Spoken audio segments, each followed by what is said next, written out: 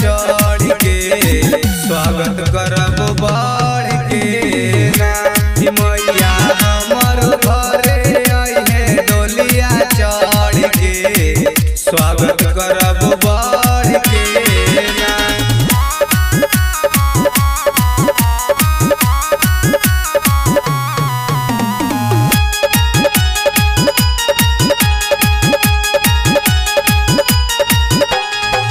मैया नवरात्रि में भरल भंडार हो। 9 दिन मैया के चले समाचार हो।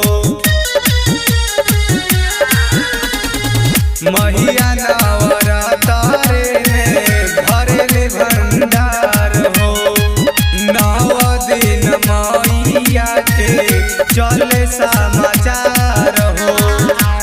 निमिया झुलुआ लगैली हमहु चढ़ के स्वागत करब बढ़ के ना।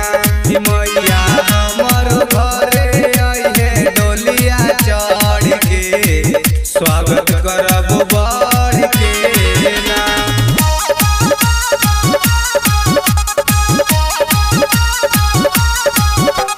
Music by Mantu Manish.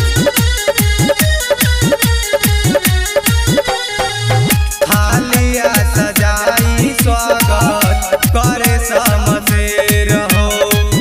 साथवा में देवन रायन माथा देल टेक हो।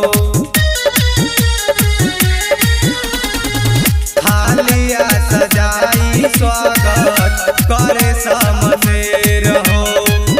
साथवा में देवन रायन माथा देल टेक हो। मैया भोगवा लगाई है हमारा घर के स्वागत करब बढ़ के ना। मैया हमर घरे अइहे डोलिया चढ़ के स्वागत करब